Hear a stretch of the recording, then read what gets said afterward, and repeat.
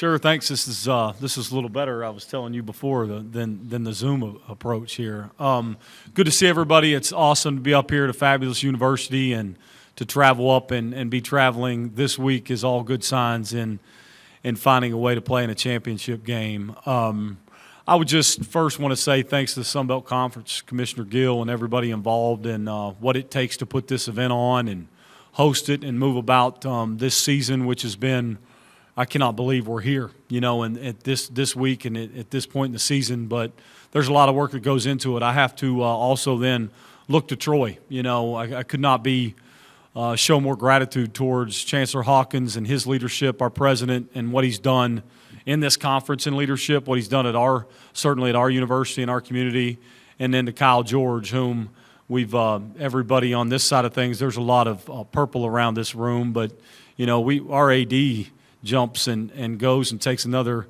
great job, and Brent Jones, and we go through with an interim athletic director in Kyle George, who's now since been named our permanent athletic director, and to go through that change in leadership and all the things we've been through in college sports all together, I think speaks volumes as to our leadership and who Kyle George is and the direction we'll continue to head. So I'm very grateful to them. And then to my wife, our kids who have been begging for me to be home more, and Dad, why aren't seeing you as much here as of late? And it's hard for them to understand. Well, it's signing day, it's recruiting visits, and we're trying to win games to make everybody smile a little bit. So it all starts and ends there.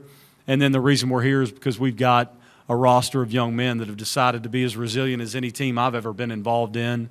And in year two have taken on an approach of a path to better this entire season that has ended up with us a chance to play in it. So our players, a tip of the hat to them for their resilience and who they are as young men, and our staff who has worked the crazy hours that everybody can maybe imagine to put us in a position to find answers and get our team to play winning football and get to this game. So very grateful for all of them and all this takes to be here. And with that, we'll take questions. Thank you. We'll open up now for questions. For those with us here in the room, please raise your hand and we'll bring a microphone to you and call on you. Please state your name and your media affiliation to ask your question. If you're joining us on Zoom, type your questions in the chat and we'll read those aloud.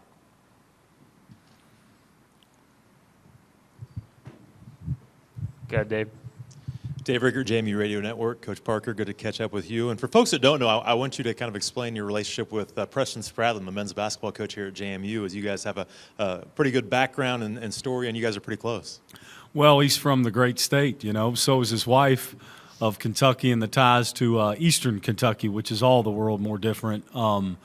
He's he's obviously, you all know him to be a special man and coach, but Preston and I have known each other for years now. And we kind of tied back together when he was at Morehead State. My wife is in the Hall of Fame there as a women's basketball player.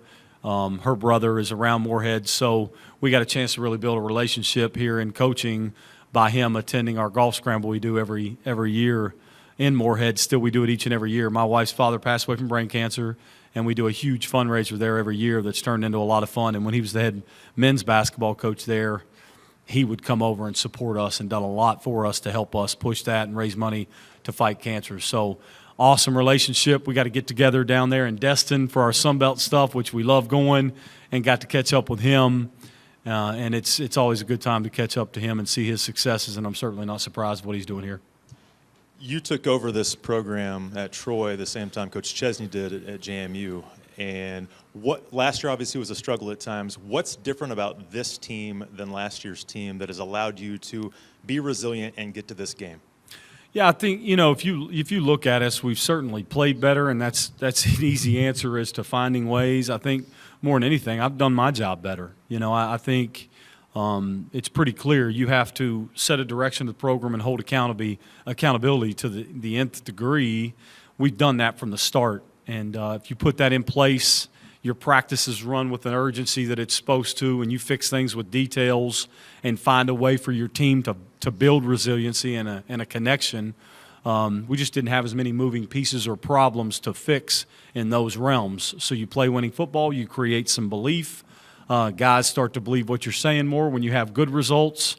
I think that kind of took over, which has built us to handle some maybe negatives that happened during a year or two. And put you in a position to where you play last week to put you in this game. So I think overall just the leadership of our football team, the 2-year players we took, our staff, we didn't lose. We lost one coach from last year. So there was things in place. We knew how it functioned. We knew how the building moved. And I think it put us in a position to make things easier to where we could concentrate on the true things that it takes to play winning football.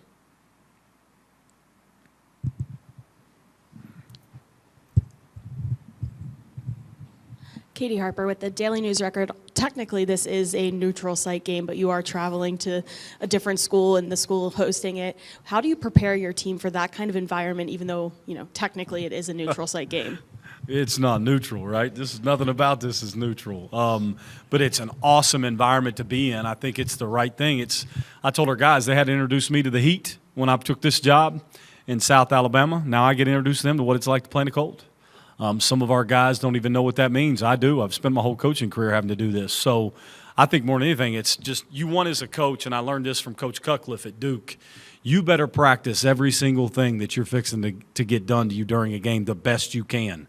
So having to worry about silent cadence, having to travel on the road, having to worry about the cold and how our guys will look in it and behave in it. This has really got about every chance of a distraction you could name. And we got to remove distractions because this game's about the game of football. So I think more than anything, we got blessed with a little bit of it down in Troy where it got down in the 40s for us. So we practiced late at night one night this week, went under the lights at game time and got our cold air.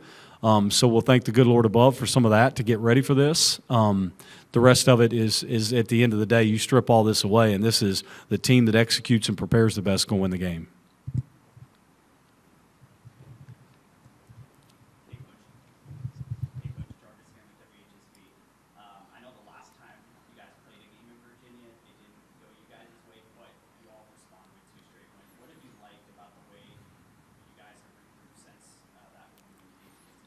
Yeah, I mean, we got it's pretty easy to say. We got embarrassed, got out-coached, and got outplayed in such a way the last time we visited that you got to be able to stick your chest out and say that just as much as you do as you're proud of your guys.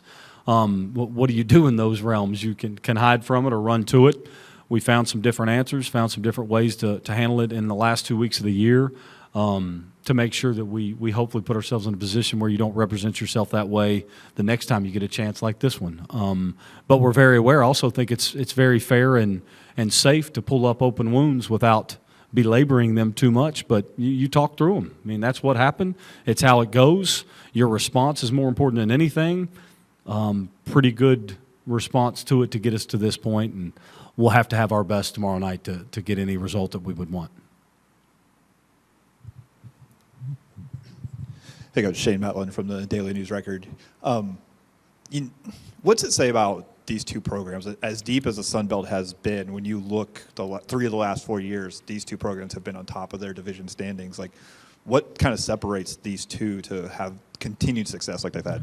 I think there's two similar stories here, right? James Madison, I don't know as much as you all in the room that are JMU fans and faithful, but I know this. My good friend, God rest his soul, is Phil Ratliff. Phil Ratliff was here with Mickey Matthews in 2004 on this staff. He coached me in high school, and they won it in 2004. There's been some national championships here in 04 and 16, I think.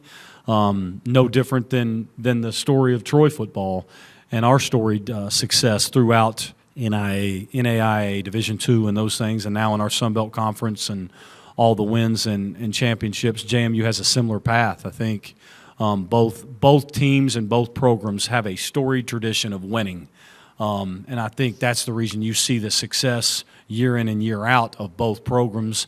So it would be no accident that they're sitting here the way they are. They're well-funded. They're well-supported. There's a love of it in two different worlds, but it's the same support and those things, and I think that's why you see the background of success that's happening.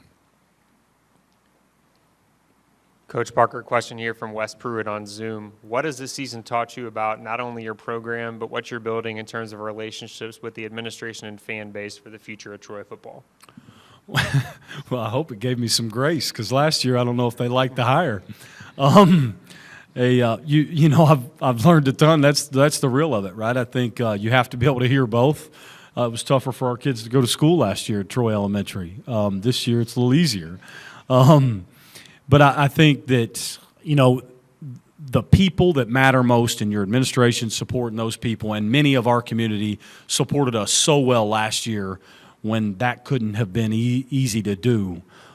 So when you have that kind of support to say, okay, we get it, what can we do to help get it there, I think that gives you confidence. Otherwise, we have jobs to do, but I just felt supported the whole way, and I think now we do have the support of everyone or most, and they feel like we've got answers, and it's easy to see on the field as a result. I think that there's other things going on than just us winning football games. We poured into our community. I love this job because I'm able to be a head coach at a premier university, but I can still be a good dad and husband.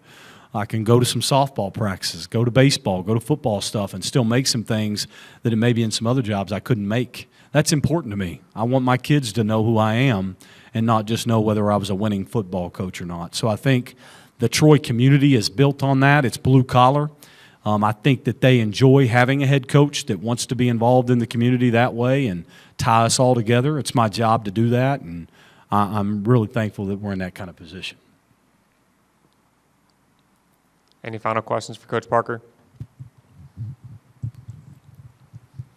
Give me your thoughts on James Madison, what you've seen on film this week from JMU. You better ask. Well, there's a reason. It's as good a football teams we've seen all year. They're well led and well coached, and Coach Chesney and the rest of their staff. It's a top 10 defense for a reason. They're aggressive. They play third down defense on every down. They'll play zero coverage, man free, bluff you, do everything you want to you, and consume you if you flinch. It's as good as we've seen on tape. Offensively, they attack you and create space. They've got a quarterback playing as good as anybody in the conference and or country. They don't turn it over. He can throw it, and he's mobile. They lead rushing. They do everything the right way. It's built to win and win well, and special teams is as sound as all of it. So it's kept us awake at night. They've done a hell of a job. It's hats off, and we're honored to be able to get to play them. Sure.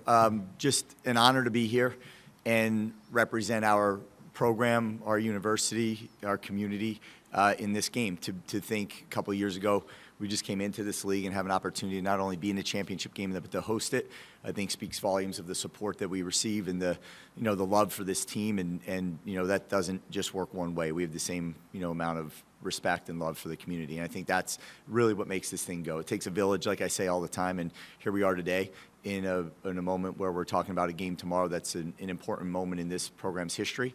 And I know that our guys will represent this community and our fan base and everyone else extremely well. So excited for the opportunity. We'll open up now for questions. Perfect. None? Go ahead, Katie. Coach, I wanted to start with some of the news that came out today about your players that all picked up all conference honors. How exciting as a coach is it to not only see yourself win one of them, but to see guys like Zoe and Trent and Sayer pick up major awards, and then kind of the laundry list of guys that ended up on the all conference teams? Yeah, I think it's great. I think that for them, we talked a little bit about it in today's meeting, and we just made sure they understood that nobody got here by themselves. And I think that Zoe would be the first to recognize that, as would Trent, as would Sayer, as would everyone else. I think there's some guys that are, maybe a little disappointed. There's some guys that are other way, but there's not an emotional attachment to this. This is something that they don't have a chance to vote on it. However it's picked, it's picked. And ultimately for them, they're proud that their team helped them reach that goal. I'm proud of the Staff of the Year award that we were able to receive that. And it just speaks volumes of, the team realistically, because that's what ultimately a Staff of the Year award means, is that it's really the team of the year. And that to me is what, this whole year has been about. But it was a cool moment to share with those guys this morning. And when we put the pictures up on the slide, everybody jumped up and jumped on Trent and Sayer and Zoe, and just a cool thing to celebrate for a minute. But then, like everything else, the words were, it doesn't matter, let's get better and immediately get back to work. And those guys are prepared to do that.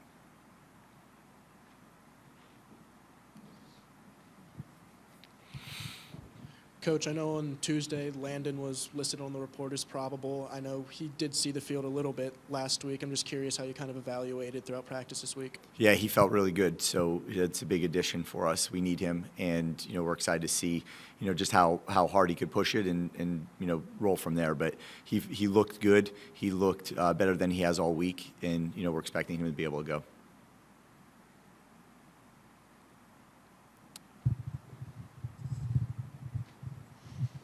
Yeah, there was a report on Monday that about UCLA. I don't think either school has made any kind of announcement. Can you talk on if you've agreed to anything with any other schools? Yeah, I don't want to talk about that right now. What I want to talk about is this year's team, and to me, what you're talking about is next year. We'll talk about next year. When that moment is appropriate. Our sole focus right now is on winning this championship game and having a shot to be a team that could possibly, represent, this league in the playoffs. And I know there's a lot that's got to go right, for that to occur, but, that's our goal.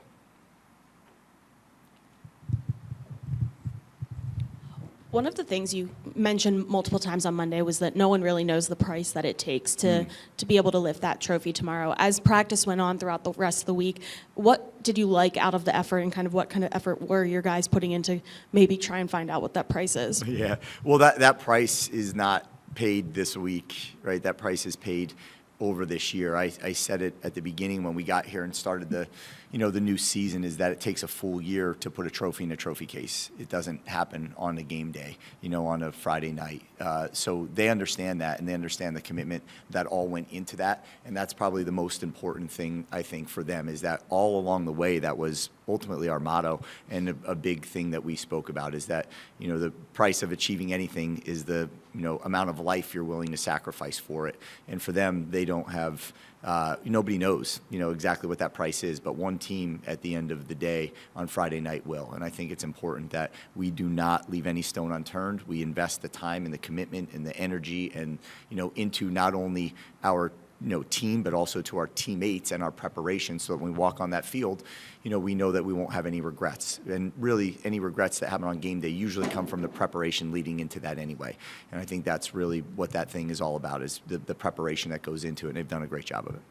And then you mentioned the college football playoffs. Obviously, it's still kind of maybe needs some help from some other people to even have that opportunity. But just to be ranked, how nice was it to see that you guys kind of finally got that recognition from them? Yeah, I think it was great. We have not, all year we haven't been there. We've been ranked in some other polls, but haven't been ranked in that one. So it was great to, see our name, finally pop up there. But okay, we talked about it all year. That number's next to your name, and if you focus on that number, it'll disappear really quickly. If you focus on what got that number there, you can accomplish some pretty good things. So that's where, again, we're just locked in on. I know you talked about it a little bit on Monday, but just the fact that Troy is the opponent in this game when the previous two times JMU was Kings of the East and couldn't play in the game, is that kind of like a full circle moment for this program of just finally getting their opportunity? I guess, yeah, I'm sure. You would know that, better than probably I would. But ultimately, yes, I think that, if you look back and said we could have been in there playing against them, this is a moment that obviously, presents that opportunity for sure. Coach Chesney, a question here from Ralph Russo on Zoom. There's a chance your team could make the CFP by winning this game. And some may wonder if you're deserving of the spot, especially here in ACC country. Why would your team be playoff worthy? Well, I don't. Again, like Coach Hitchler is one that on our staff that was at Alabama and went through all these things and understood, some of those things. Keith probably knows a whole lot more about it than I do. But for me, I just think when you look at, we have one blemish on our record at this point in time. I think when we started this season, what we talked about with this schedule was it was going to be a gauntlet, and you were going to play, a very good Liberty team. You're going to play the two, number 1 and 2 from the west side, and then you were going to have that Louisville team in there, and then you were going to go and play Washington State, towards the end of the year. Like, you just go through what we were staring down the barrel of way back when, and our one blemish is against a full-powered, ranked at, I believe at that moment, Louisville team that minus, and every loss is going to say that -2 plays realistically, we're, have a shot to win that game. If we, put the ball in the end zone with a couple seconds left. We have a shot at an onside kick. We're at the 1 yard line. We lose that game by 7 and, could have an opportunity to tie it up. And I just think, and I haven't studied the other losses, but I know that the one that we had and against that team that we played against at that moment, was, and we were in that game the entire game. I think that's just a little bit different than maybe some of the others. When you took this program over 2 years ago, probably the biggest challenge was just the roster. And besides the roster, what were some of the biggest challenges that you faced in getting this team back to where it needed to be, back in a spot to be in this game? Yeah, so if you remember, the harder part was that, as everybody graduated or left, we just didn't have a lot of video evidence of the guys that were remaining on the team, and that was the hardest, thing for us to do. And we were going into the transfer portal and trying to, shore up the roster and figure it out, but not really knowing what was currently on that roster. And that was hard to do in year one. And I think it was a fine year in year one. And then the second time you go and do this, when you graduate a lot of guys and other guys leave, you at least know everybody on the team that you currently have, which allows you to, rely on some people, believe in some people, develop some people, and know that now, even though we have 50-some new guys on the team this year, it was part of being able to be just a little bit more educated in what we were able to do. And I think that's what led us to the opportunity to, have depth in each room. I think you look at the running back room. I think you look at the defensive line room. I think you look at the offensive line room. I think you look at the receiver room. You look at a bunch of these rooms that had guys missing at moments throughout the year, and there wasn't huge drop-offs. And I think that's really the biggest difference from year one to year two. Besides the roster, though, what else was a huge challenge for you coming into this position and trying to get it back to where it was? You're saying Not back to where it was, but maintain where it was. Yeah, well, you have to build a staff. You have to start there, and then you have the entire transfer portal that just opens up. I was at Holy Cross for 6 years, and 6 years there we had, I think, one transfer, that came in there. We had no grad school, we had, no NIL money, but it was ultimately this idea of these partial scholarships that started to give you an idea of, valuations and where you have to walk away from something or not. And that helped us, I think, a lot with our, it's different, but it's the same and a similar experience, to working in that NIL field. So that was part of it. And then also understanding just this community and what this was about and how much this team means to this community was a little different. I could go anywhere I wanted up there and nobody had a clue who I was or cared. And here, I remember the first day going to get bed sheets for the one apartment we were sharing with 5 other people, and people stopping to take your picture, right? Because they were just so excited about, the ability for you to be in a community and be around and be accessible. So that was a big transition as well. And then the noise, I think that game 2 at Gardner Webb, when we walked off the field and everybody booed us at halftime, it became pretty evident that, man, you better win or you're not going to last very long. So the motivation, was pretty significant at that moment in time. And it was a great moment ultimately because we had that bye week and we're able to change a lot of things we did, and that led us to that North Carolina game. So, there's not one thing. There's so many things, and every one of them affects the other, and it's just constantly trying to build, but making sure that there's a good foundation there, starting with the players and the staff and the people. And then I thought when we started to begin to get the alumni involved and allow them to have more access to our guys for mentorship and things of that nature, I think that's really what, and then got back out in the community, because from what I understood, there was a lot of support, but there wasn't a lot of us going out into the community. So I think we started to become a well-rounded program that was, very caring about this community and our players and the alumni. And I thought, you had to put it all together, just knowing the transient nature of what this, this is, that every year's team's just a little bit different. You were finally able to get that culture, on the ground and up and running. Great, thanks, Sam. One, it's great to be here. So I do want to thank JMU for being such great hosts and just supporting. It takes a lot to put this event on, and all the support from their staff has been, just been remarkable. So we really appreciate everything that JMU has done. It's been a great year for the Sun Belt. We have 9 bowl eligible teams, which leads FBS non-autonomy. And that's the 3rd straight year we've done that, just showing the consistency and depth of our league. And so that's something that we're really, really proud of. So, and I would just also like to just say this game is an interesting game, right? It's the 4th meeting all time between Troy and JMU. So In 2023, JMU won a nail-biter 16-14 at Troy. And then there was 2 games in the FCS playoffs that were split. So anyway, so JMU leads the series, and so this will be the 4th game amongst these 2 conference rivals. First FBS game here at JMU in Harrisonburg. So really excited to see that. Really congratulations to JMU. Really amazing year. If you think about it, ranked 25 in the CFP poll, which we're really excited about. Ranked 19 in the AP and the coaches poll, which is really good recognition of the great year they've had and the great team that they have. When you look at some of the stats, they have the 3rd longest winning streak in the country, and that's only behind Ohio State and Indiana. They actually are 2nd in the number of games that they've won against bowl-eligible teams, and they're just 2nd to Ohio State. So, you hear a lot about strength of schedule and those kind of things. They've played a very tough schedule and done very well against that schedule. A really balanced team, you think about it.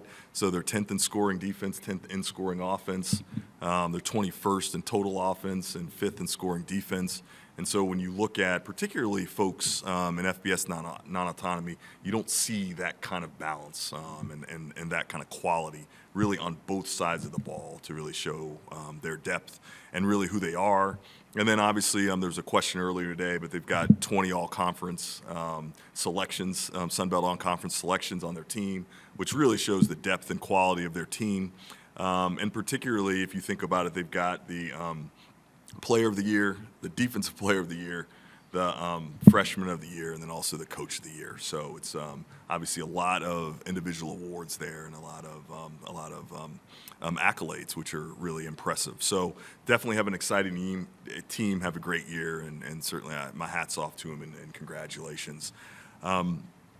Troy, obviously really deserving, certainly have done an unbelievable jobs, particularly here at the end of the year. When you think about where they are, they're 5th in the country, or they're 3rd in the country actually in defensive touchdowns and points, and they're also 5th in net putting. We've got finalists for the Ray Guy Award, who's the Troy punter, Evan Crenshaw. So really excited about that. This is their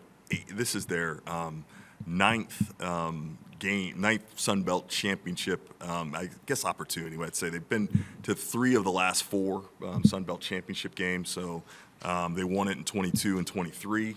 And so this is another opportunity. Overall, they've won 8 Sun Belt championships, and so quality team, and Coach Parker's done a really good job. And lastly, I just talk a little bit about CFP. We've been in communication with the College Football Playoff and members of the selection committee since the end of October, and we have regular conversations with them. We send them information on a weekly basis, and hats off to our Sun Belt staff, Travis Llewellyn, and also Sam Knehans, working with Chris Brooks here at JMU and Kevin Warner to really come up with robust data points for the College Football Playoff to consider. And I also just want to thank Matt Rohn. So he's just been a great colleague and partner, kind of been working through some of these kind of CFP conversations just to make sure we have all the robust or the best information we can, so we can put the best foot forward for JMU and really all Sun Belt opportunities. We kind of employ the same strategies year after year, and certainly they work pretty well. So I feel pretty good about just our efforts in that space and certainly how they paid off. So I'll stop there and I'll open it up for questions. Sam. We'll open up now for questions. Yeah, I can hear you. Yep.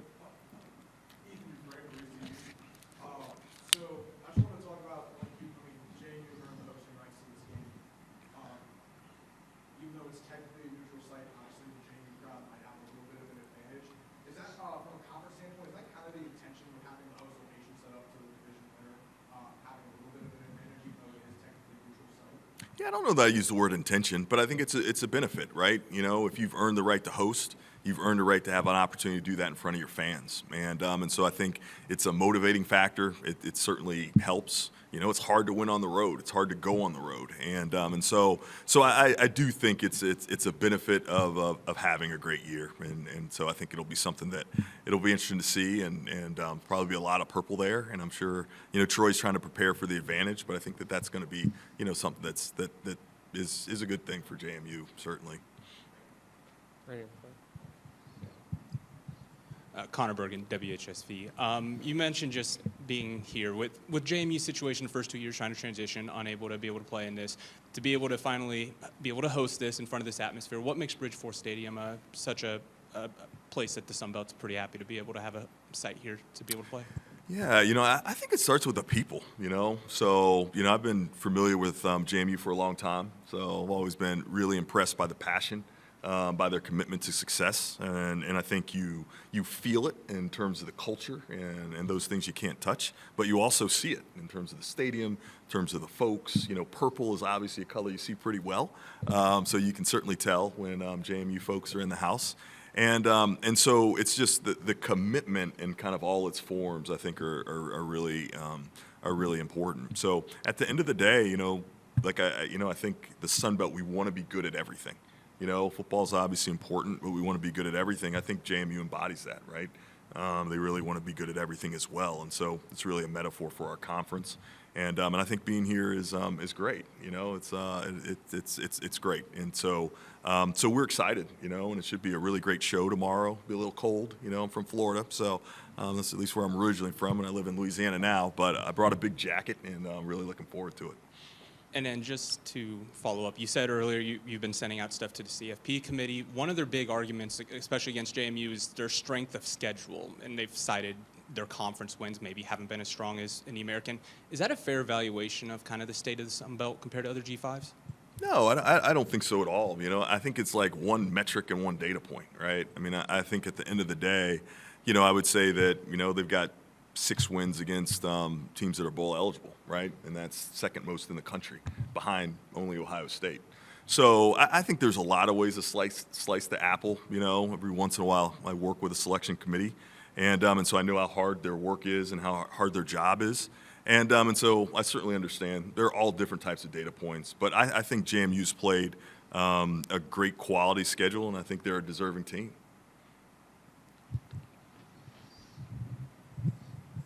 Katie Harper with the Daily News Record. I wanted to go back to one of the questions earlier about hosting it at a university that's participating in the game. A lot of those bigger conferences, the SEC, ACC, have their designated place, whether it's Charlotte, Atlanta, that they play the game. As a commissioner, how much do you like having it at a Sun Belt Schools campus and kind of where there is still that energy and home crowd for one of the teams?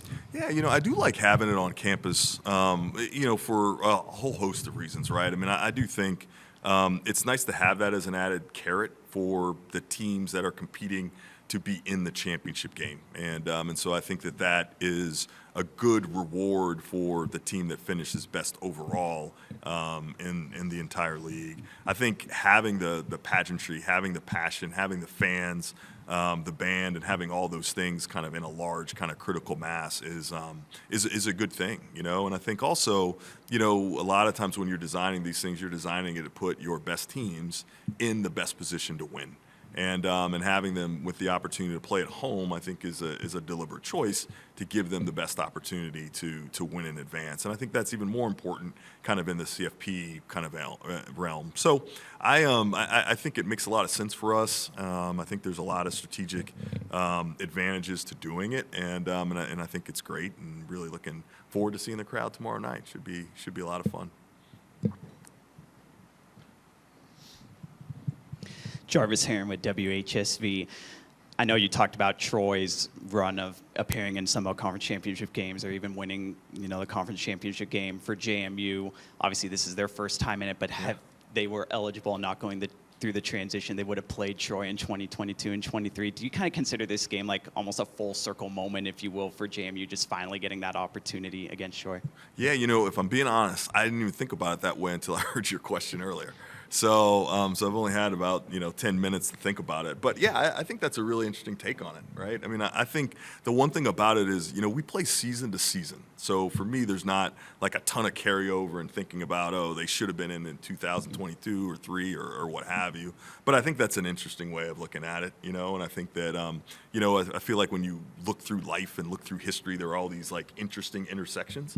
And I think that's a real interesting intersection to kind of see. I think what it's great is JMU's finally fully transitioned and they're eligible. I think that was always a really awkward period, right, where they were kinda but not, and so they're having good seasons. And obviously, you want to decide these things on the field, and we finally get to decide it on the field for JMU. And I think that to me is like the full circle moment.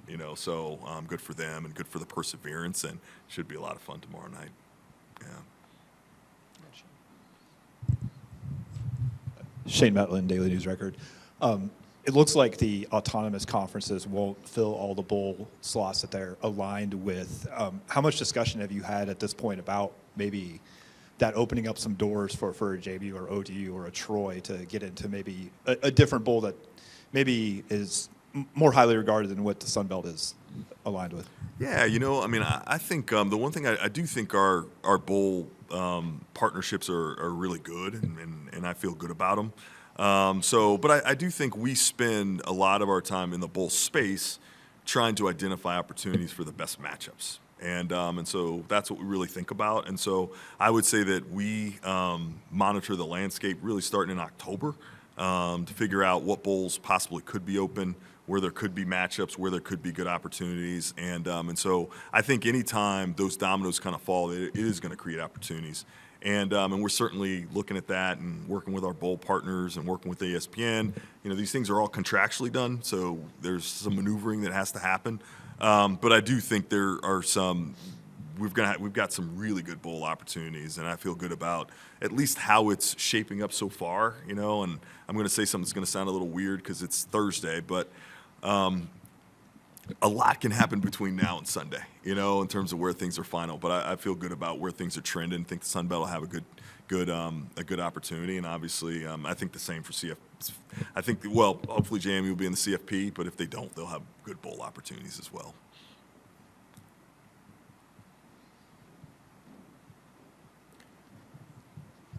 David Holvey, JMU Sports Network. With the college football playoff, it seems like this is a minute detail to look at the group of 5 and see who is maybe separating themselves. As the commissioner, what can you say to Sun Belt schools fans of how and if the Sun Belt is extending and separating themselves from the rest of the G5? Yeah, I think, I think about it, it's kind of interesting that, you're just trying to be the best, and I think when you look at a lot of the different metrics, we really stack up in that regard, right? I think in terms of bowl winning percentage, we lead our subdivision, right? And we're second in all of FBS.